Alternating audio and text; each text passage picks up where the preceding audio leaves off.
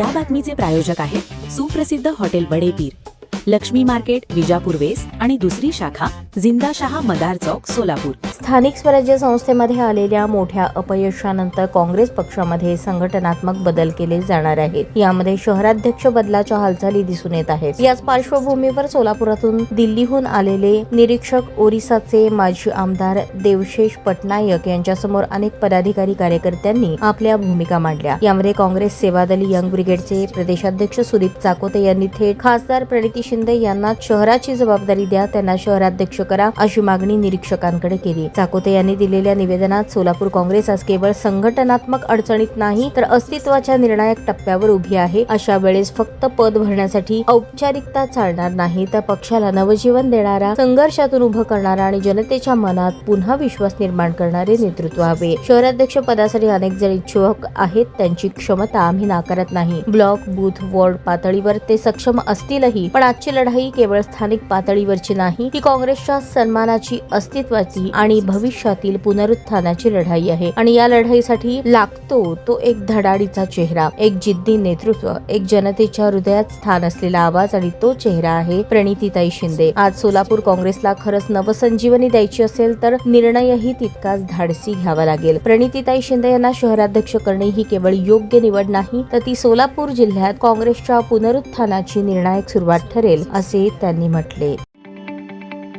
ताज्या बातम्या पाहण्यासाठी प्राईम महाराष्ट्र न्यूज चॅनलला सबस्क्राईब करा।